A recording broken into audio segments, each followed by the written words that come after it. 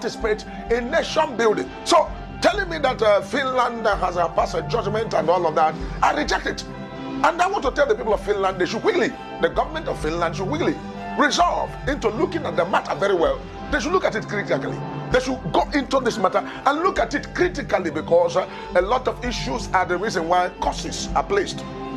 You know, when the people of Egypt and the people of Israel, the Israelites want to leave the land of...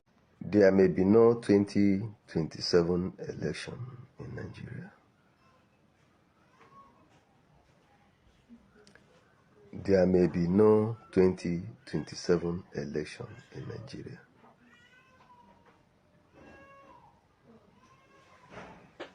Many will ask me, why? How? Could that be possible? There is a possibility that there may be no 2027 election. Mazi Nnamdi Kanu is not an ordinary person. Mazi Nnamdi Kanu is a global figure. There was a time I asked DSS, who brought Mazi Nnamdi Kanu to you people? Who are the people behind the extraordinary rendition of Mazi Nnamdi Kanu to Nigeria? Which airplane brought him back to Nigeria? Is it a normal plane? Which jet brought him back? Now, did the Igbos miscalculate? Judges can basically be influenced, you know, they can basically be bribed to give their own judgment. What's your take? That's what I said earlier, that Nigeria bought them over anyway. They bought Finland over, and the judges that actually adjudicated Simon Ekpa's case, they are all below the standard of that level of court. You know, the whole world believed where Ekpa was sentenced. And again, I'm going to tell you about how furious, highly infuriated is Donald Trump of United States, because he's going towards sanctioning not only Finland but United Nations. Why? United Nations is giving go ahead to this kind of trouble going on around the world. It is too obvious that the court, the judge, that the ICC, you know, their operations, their modus operandi during Gaza conflict between Israel, Iran, Hezbollah, Lebanon, and the Palestinians, the roles that ICC played, actually they declared Benjamin Netanyahu persona non grata, and they actually know what brought about the Gaza conflict. It was invasion by Hamas of Israel on 10th October 2023, isn't it? And many Israelis were killed, that were celebrating Nova Music Festival. Even strangers from France, Britain, Germany, all over Europe, they were among, even from America. The Hamas spied all of them and abducted many nationalities. And still, ICC is trying to declare Benjamin Netanyahu persona non gratum. That's why Donald Trump is not happy. Donald Trump is not happy with this current judgment, because the judges, their names are not made known. Their personalities are hidden. They are hiding, meaning they are on the run after sensing danger. Because they know that if allowed, the Finnish people, the Igbos, Finland, other African countries, Pan-Africanists in Finland are going to attack them. They don't have, you know, the free will to move freely in Finland again, because they are all below standard judges. And if you look at what actually went on last week, you know, prior to Simon Ekpa's judgment, you will find out that those judges were bribed. They collected bribe locally and internationally, because already Nigeria bribed Finland with crude oil, with contract they awarded to Finland in Lagos Island, Ikoyi. I'm telling you, observe this judgment too well. You will know that those judges, they hide their personalities, their identities. This kind of judgment, the gravity of this judgment actually portends that any presiding judges should be a popular judge. Look at Nnamdi Kanu's judge, son. James Omotocho, son. senior advocate of Nigeria. Who are the judges that are educated, that actually presided over Sam Ekpa's judgment? They are nobodies. They are not known. They are substandard judges who are just charge and bail. I mentioned charge and bail before because I know that those judges, their personalities are hidden. Why? They are sensing danger. The perility is that, the perility or the peril is that if they come to public notice or function, they will be lynched. People will attack them. They are corrupt judges. They were paid to do this judgment, you know. But today we see that Ekpa is going to receive what clemency or leniency based on reviewing the judgment that actually gave him 6 years. He's going to receive, you know, let me say, clemency or leniency. It's an emotional reward. They should be emotional about it because the people that are orchestrating terrorism in Nigeria, their names were given out by United Arab Emirates. They were up to 350 alhajis, you know, imams, you know, sheikhs and other clerics in northern Nigeria. The government of Muhammad Buhari could not do them anything. The government of this current man, Bola Ahmed Tinubu, has turned their back on them because Tinubu is afraid of Fulani. Fear of the Fulani Janjaweed is the beginning of wisdom of this administration of Bola Ahmed Tinubu. Tinubu is hiding. Yes, he doesn't want the Fulani. He ran back to France now because if he's here now, they are closing on him. Don't you know that Asurok is subjected to threats, serious threats? For how many months now? They are planning to come to Asurok. And everybody is aware. That's why Tinubu just all of a sudden jettisoned to France. Fulani Janjaweed, they are all over West Africa, looking around, spreading Islamization evangelism. They just want to take over everywhere. But Samuel Ekpa is one of the people that are resisting Islamic evangelism, Islamization in Nigeria. That's why he comes out on social media threatening and inciting all this manner of infuriating statement that brings about this Idimango judgment. Okay, even though we know that the judges are charged, although currently in Finland we have 5 appeal courts, and we also have I think about 20 district courts in Finland. I do not think if they are to appeal Samuel Ekpa's case because they have 30 days to file for this appeal. Do you not think they should possibly look for the best, the appeal court that that has history, that will give the best judgment for Samuel Ekpa? But for a fact, for all we know, the sentence might not be increased to above that 6 years, but the appeal court might want to reduce it. But do you not think that time they look for the court and even possibly ask the Finnish court to bring out the document, this judgment document, to know how or why he was sentenced to 6 years? Yes, you are right. You're right. I can see it's a good decision, that they should properly investigate the next judges, as in appeal court, the judges to preside over the case. They should profile them too well to know their qualities, to know their documents, to know their past judgments, their history, meaning their profiles, who they are, how they handle judges in the past. Then again, to know how they will, consider as, courage, work of courage in the southeastern Nigeria by coming out on social media to scare away the Fulani Janjaweeds, the killer Fulanis from the southeastern Nigeria invasion. So they are going to canvass. As I'm talking to you now, it's going to take them 30 days to appeal, right? They are canvassing for quality judges. Judges that had potentials, previous profile, good profiling, who did good jobs that warrant legacy to epitomize. Legacy to epitomize, I mean, is judges that will deliver healthy judgment and it will enter into record. It will go into record. They will archive his or her record that on so time he actually presided over such international case and made good achievements. That is what I mean by epitomizes, epitomizing a legacy. Do you understand? So what I'm trying to say is this: they are canvassing, I mean, the Biafrans all over the world. Biafrans in the diasporas, I mean, are the well-able-bodied Igbo men, informed men, intellectuals outside Nigeria. They are working too hard right now to canvass for healthy judges judges with good records in Finland to come out to preside over this appeal. And at the end of the day, as you said, whether they are going to reduce the jail tenure, the jail time, the jail years, bring it down more. But I'm saying that good judges with good profiles, you know, in the past are coming out to strike this judgment out.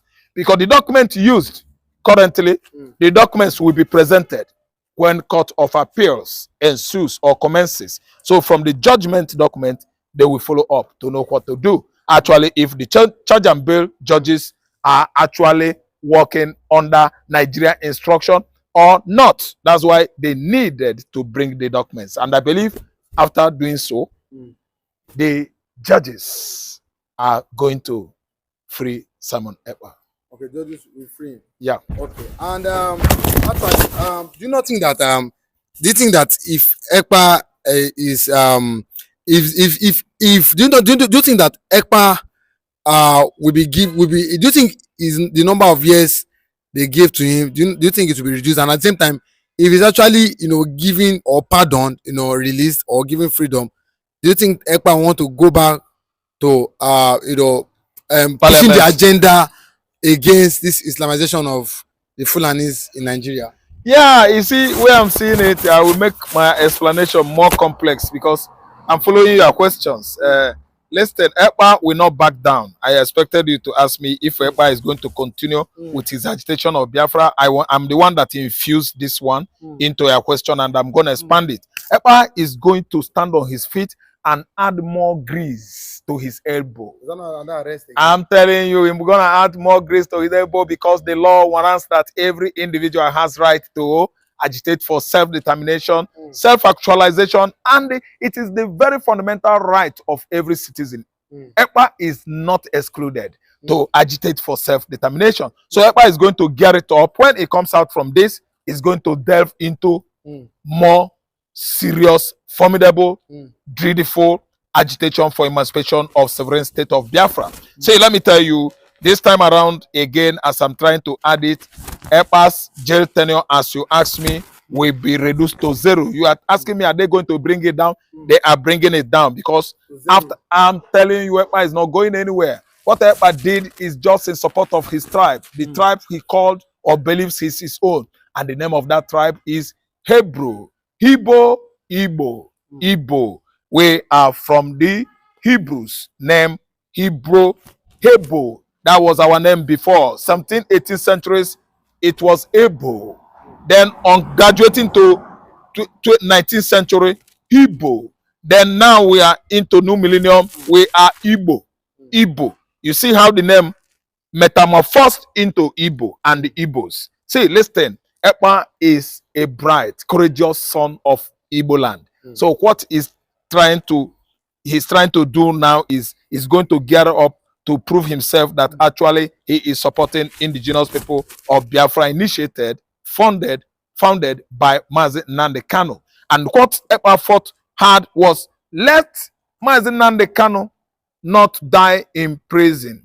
And if they lay Mazi Nnamdi Kanu in prison, I am going to take it up upon myself and make sure that I keep agitation of Biafra aglow and alive. That's why you see Ekpa comes out on social media often to intimidate the Fulanis back to the slums, their cells and camps in Adamawa Forest and Sambisa Forest, even to the region called Sahel, southern Algeria, southern Morocco, southern Mauritania, southern Libya, southern Chad, where they all migrated from.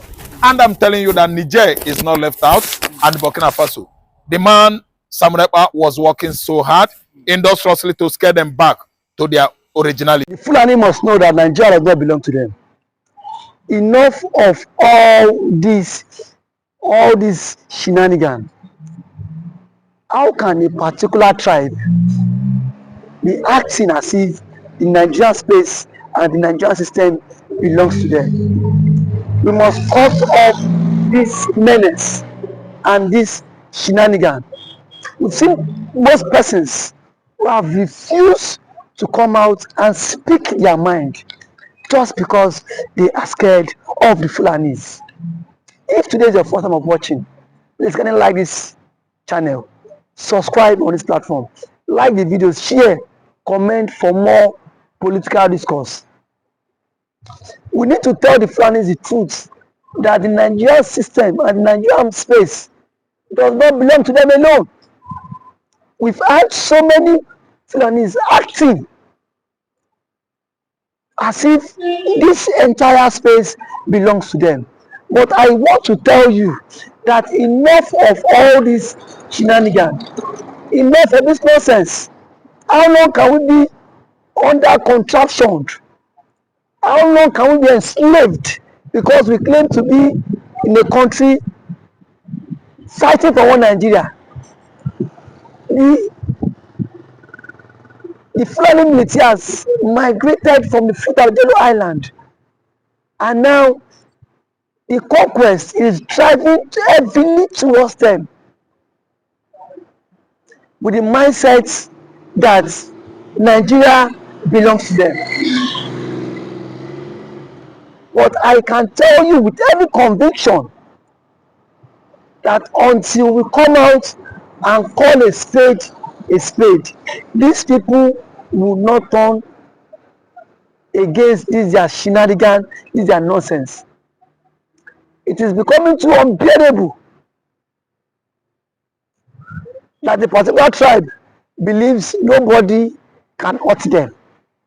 That the particular tribe believes the unity of Nigeria is tied to them. That the particular tribe believes without them, nobody dares go anywhere. And I don't blame them. I blame the system that have given them that power for them to continue in this menace. I blame the system who gives them pardon, who grant them amnesty, even in the midst where things ought to have been called a spade. That is the current place we tend to find ourselves now.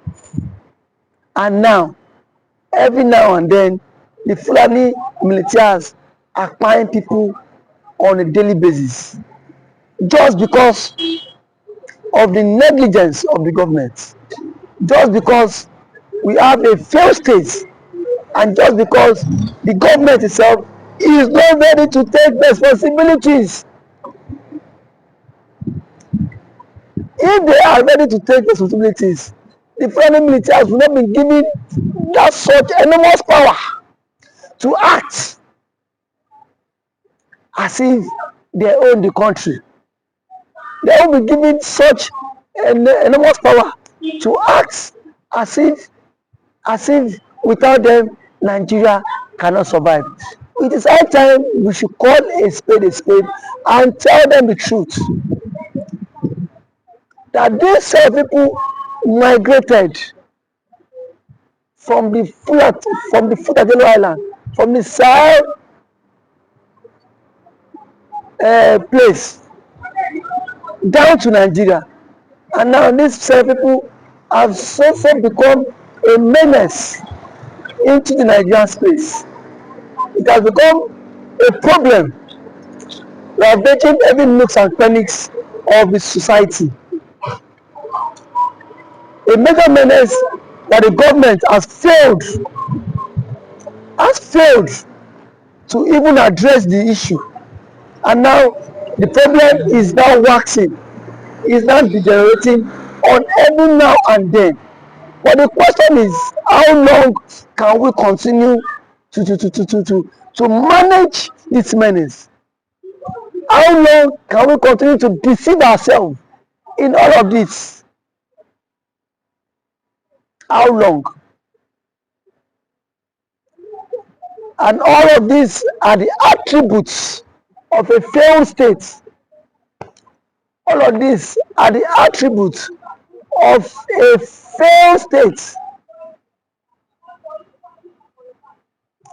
Because Nigeria as it stands has shown that nothing can work.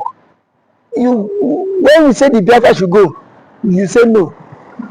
Let the Yorubas go, You say no. You see how the effrontery to believe that you own this country. You see how the effrontery to believe that one Nigeria belongs to you. My brother, you need to bury your face in shame.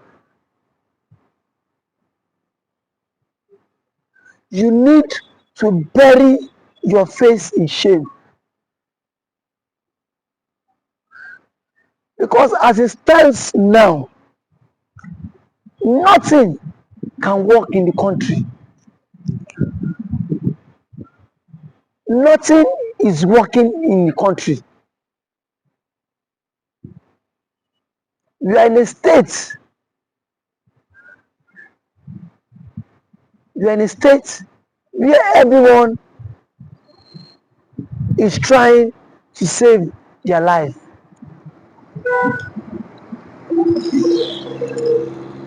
Because to me, we've seen it all. We've seen it all. And it's not working. And it's not working. That is the current state of the nation. That is the current state where the people tend to find themselves because of the failed system, because of the failed government. It is now crippling him. It is now crippling him into the system.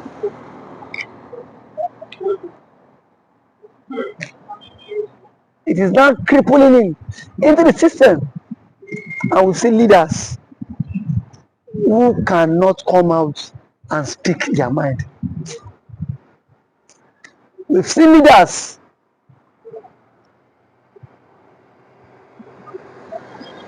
who cannot come out and speak up when the Nigerian state is in a total chaos. We've seen leaders who cannot speak now that the country is in a total mess down. For the question is how long can we continue to remain in this contraption called one Nigeria? How long can we be fooled? How long can we continue in this mess? The country that is not working. A state of the nation that is full of lies, deceit, and propaganda. The question is, how long can we continue like this? If today is the first time of watching this kind of this channel, like this video, share, comment for more political discourse. Thank you so much.